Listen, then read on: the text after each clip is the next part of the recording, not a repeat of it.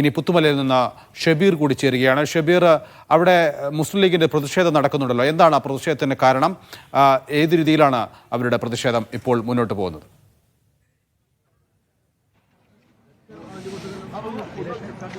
നൗഫൽ, ഈ ദുരന്തം പിന്നിട്ട് ഒരാണ്ട് തികയുമ്പോൾ യൂത്ത് ലീഗ് ഒരു പ്രതിഷേധം സംഘടിപ്പിക്കുകയാണ്. നാളെയാണ് ഒരാണ്ട് തികയുന്നത്. ഇന്നിപ്പോൾ യൂത്ത് ലീഗ് വലിയൊരു പ്രതിഷേധം സംഘടിപ്പിക്കാൻ ലോങ് മാർച്ച് നടത്തുകയാണ്. പ്രധാനമായും പുനരധിവാസ പ്രവർത്തനങ്ങൾ നിർജീവമാണ്, അത് വേഗത്തിലാകുന്നില്ല. ഒപ്പം തന്നെ ഈ ദുരന്തബാധിതരോട് സർക്കാരുകൾ, കേന്ദ്ര സംസ്ഥാന സർക്കാരുകൾ നീതി നിഷേധം നടത്തുന്നു എന്നതടക്കം ആരോപിച്ചാണ് യൂത്ത് ലീഗ് ഇത്തരത്തിലൊരു പ്രതിഷേധത്തിലേക്ക് കടക്കുന്നത്. ഞാനിപ്പോൾ നിൽക്കുന്നത് നെല്ലിമുണ്ടയിലാണ്. നെല്ലിമുണ്ടയിൽ നിന്ന് വയനാട് കൽപ്പറ്റയിലുള്ള കളക്ടറേറ്റിലേക്ക് ലോങ് മാർച്ച് ഏതാണ്ട് 13 കിലോമീറ്ററിന് മുകളിൽ കാൽനടയായി മാർച്ച് സംഘടിപ്പിക്കുകയാണ്. മുസ്ലിം യൂത്ത് ലീഗിന്റെ സംസ്ഥാന ജനറൽ സെക്രട്ടറി PK ഫിറോസാണ് ഈ മാർച്ച് നയിക്കുന്നത്.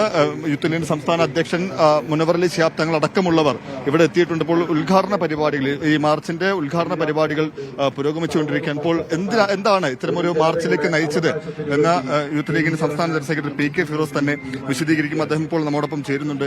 എന്തുകൊണ്ടാണ് ഇപ്പോൾ ഈ ഒരു ഘട്ടത്തിൽ യൂത്ത് ലീഗ് ഇത്തരം ഒരു പ്രതിഷേധത്തിലേക്ക് കടക്കുന്നത്? അതായത് കഴിഞ്ഞ ഒരു വർഷമായി ഈ പുനരധിവാസ പട്ടികയിൽ ഉൾപ്പെടുത്തേണ്ട ആളുകളുടെ ലിസ്റ്റ് പോലും പൂർണ്ണമാക്കാത്തൊരു സർക്കാരാണ് ഇന്ന് കേരളം ഭരിച്ചുകൊണ്ടിരിക്കുന്നത്. ഇപ്പോൾ കഴിഞ്ഞ ബജറ്റിൽ സർക്കാർ പറഞ്ഞത് 2500 വീടുകൾ തകർന്നു എന്നാണ്. 402 പേരുടെ ലിസ്റ്റ് മാത്രമാണ് സർക്കാർ ഇപ്പോഴും തയ്യാറാക്കിയത്. എന്ന് പറഞ്ഞാൽ ഈ ദുരന്തബാധിതരുടെ ലിസ്റ്റ് പോലും അപൂർണമാണ്. ഒരു വർഷമായിട്ട് അതിന്റെ ഒരു പട്ടിക പോലും തയ്യാറാക്കാൻ കഴിയാത്തൊരു സർക്കാർ കേരളം ഭരിച്ചുകൊണ്ടിരിക്കുന്നു. മാത്രമല്ല, എത്ര ഏക്കർ കൃഷിഭൂമിയാണ് നഷ്ടപ്പെട്ടു പോയത്? അവർക്ക് എന്തെങ്കിലും സഹായം കൊടുത്തോ? എത്ര വ്യാപാര സ്ഥാപനങ്ങളാണ് തകർന്നു പോയത്? അവർക്ക് എന്തെങ്കിലും സഹായം കൊടുത്തോ? അപ്പോൾ ഞാൻ ഇവിടെ ഈ പരിപാടി ലോങ് മാർച്ച് പ്രഖ്യാപിച്ചത് മുതൽ നിരവധി കോളുകളാണ് എനിക്ക് വരുന്നത്. എത്ര സഹോദരിമാർ, അവർ കഴിഞ്ഞ ഒരു വർഷമായി ചികിത്സ നടത്തിക്കൊണ്ടിരിക്കുകയാണ്. ഒരു രൂപ പോലും സർക്കാരിന്റെ ഭാഗത്തു നിന്ന് ഒരു സഹായം ചെയ്തു കൊടുത്തിട്ടില്ല.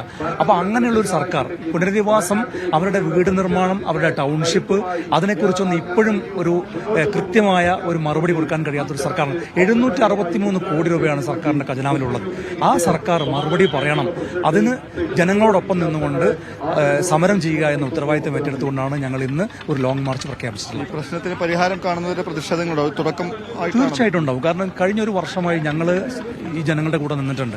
ഇനിയും അവരുടെ കൂടെ ഉണ്ടാവും. അവരുടെ പുനരധിവാസം പൂർത്തിയാകുന്നത് വരെ അവരുടെ കൂടെ നിൽക്കുക എന്നുള്ള ഉത്തരവാദിത്തമാണ് ഞങ്ങൾ നിർവഹിക്കുന്നത്. ആ ഉത്തരവാദിത്തം ഞങ്ങൾ തീർച്ചയായിട്ടും നിർവഹിക്കും. ഇതിനിടെ ലീഗിനെ തേടി മറ്റൊരു ആക്ഷേപം നേരിടുന്നുണ്ട്. അതായത് ലീഗ് പുനരധിവാസവുമായി ബന്ധപ്പെട്ടൊരു വീടുകളുടെ നിർമ്മാണം പ്രഖ്യാപിച്ചു. ആ ഭൂമിയുമായി ബന്ധപ്പെട്ട ചില പ്രശ്നങ്ങൾ എങ്ങനെ പരിഹരിക്കാനാണ് ലീഗ് നോക്കുന്നത്?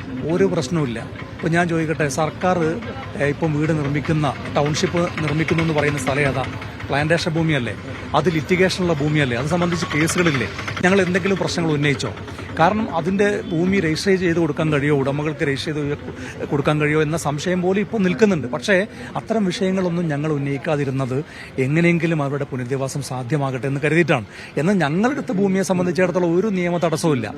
നിയമ തടസ്സമില്ലാത്ത ഭൂമിയെക്കുറിച്ച് നിയമ തടസ്സമുണ്ട് എന്ന് ആക്ഷേപം ഉന്നയിക്കുകയും സർക്കാർ എടുത്ത ഭൂമിയിൽ ഒരുപാട് നിയമ തടസ്സം ഉണ്ടായിരിക്കെ ആ പ്രശ്നങ്ങൾ ഞങ്ങൾ ഉന്നയിക്കാതിരിക്കുകയും ചെയ്യുന്നു എന്നുള്ളതാണ് ഇപ്പോൾ നമ്മൾ കണ്ടുകൊണ്ടിരിക്കുന്നത്. അപ്പോൾ ഞങ്ങൾ ഏറ്റെടുത്ത ഭൂമിയിലെ നിയമപ്രശ്നങ്ങൾ സർക്കാർ ഉന്നയിക്കുന്നത് അനാവശ്യമാണ്. ഞങ്ങളുടെ പദ്ധതി വൈകിപ്പിക്കുക, അള്ളു വെക്കുക എന്നുള്ളൊരു താല്പര്യം മാത്രമാണ്. എങ്ങനെയെങ്കിലും ഈ പദ്ധതിയെ മുടക്കുക. സർക്കാരിന്റെ പദ്ധതി ഏതായാലും നടക്കുന്നില്ല, എന്നാൽ പിന്നെ ലീഗിന്റെ പദ്ധതി മുടക്കുക, അതിന് അള്ളു വെക്കുന്ന ഒരു സർക്കാരായി കേരളം ഭരിക്കുന്ന സർക്കാർ മാറുന്ന ഒരു കാഴ്ചയാണ് നമ്മളിപ്പോൾ കണ്ടുകൊണ്ടിരിക്കുന്നത്.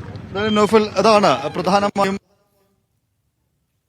സർക്കാർ കഴിഞ്ഞ ഒരു വർഷമായി കാര്യമായി ഈ പുനരധിവാസവുമായി ബന്ധപ്പെട്ട് ഒന്നും ചെയ്യുന്നില്ല. പ്രത്യേകിച്ച് ഈ ടൗൺഷിപ്പ് നിർമ്മാണം ഇഴഞ്ഞു നീങ്ങുന്നു എന്ന ആക്ഷേപം നിലനിൽക്കുന്നു. ഒപ്പം തന്നെയാണ് ഈ പട്ടികയിൽ ഇടം പിടിക്കാതെ പോയ നിരവധി പേരുണ്ട്. നമ്മൾ കഴിഞ്ഞ ദിവസങ്ങളിലെല്ലാം തന്നെ അവരുടെ വാർത്തകൾ സംപ്രേഷണം ചെയ്തിരുന്നു. പ്രത്യേകിച്ച് ഈ പാടികളിൽ താമസിച്ചിരുന്നവരാരും ഈ പട്ടികയിൽ ഉൾപ്പെട്ടിട്ടില്ല. ആരും എന്ന് പറയുന്നില്ല, ചിലരെ ഉൾപ്പെടുത്തിയിട്ടുണ്ട്. പക്ഷേ ബഹുഭൂരിപക്ഷം പേരും പുറത്തായിട്ടുണ്ട്. ഈ പട്ടികയിൽ നിന്ന്, ദുരന്തബാധിതരുടെ പട്ടികയിൽ നിന്ന് പുറത്തായിട്ടുണ്ട്. അവർ നിലവിൽ വാടക വീടുകളിൽ കഴിയുകയാണ്. വാടക വീടുകളിൽ കഴിയുന്നവർക്ക് സർക്കാരിന്റെ ധനസഹായം ലഭിക്കുന്നുണ്ട്. വാടക ഇനത്തിൽ 6000 രൂപ ലഭിക്കുന്നുണ്ട്. മറ്റ് ധനസഹായങ്ങളും അവർക്ക് ലഭിക്കുന്നുണ്ട്. പക്ഷേ ഈ ദുരന്തബാധിതരുടെ പട്ടികയിൽ അവർ ഉൾപ്പെട്ടിട്ടില്ല. അവർ പുറന്തള്ളപ്പെടുന്നു എന്ന ആക്ഷേപം നിലനിൽക്കുന്നു. സർക്കാർ എന്തുകൊണ്ടാണ് ഇത്തരത്തിലൊരു സമീപനം സ്വീകരിക്കുന്നത് എന്ന ചോദ്യം യൂത്ത് ലീഗ് ഉയർത്തുന്നു. ഒപ്പം തന്നെ മറ്റ് പുനരധിവാസ പ്രവർത്തനവുമായി ബന്ധപ്പെട്ട് കൃഷിഭൂമി നഷ്ടമായവർക്ക് അവർക്ക് സാമ്പത്തിക സഹായം നൽകിയിട്ടില്ല. അങ്ങനെ ആ നിലയ്ക്ക് സമഗ്രമായൊരു പുനരധിവാസം, പുനരുജ്ജീവന പദ്ധതികൾ സർക്കാരിന്റെ ഭാഗത്തുനിന്ന് ഉണ്ടാകുന്നില്ല. ടൗൺഷിപ്പ് അടക്കം ഇപ്പോൾ ഒരു വർഷമായിട്ടും മാതൃകാ വീട് മാത്രമാണ് പൂർത്തിയായിട്ടുള്ളത്. അപ്പോൾ ആ നിലയ്ക്ക് അതിൽ കാലതാമസം നേരിടുന്നു.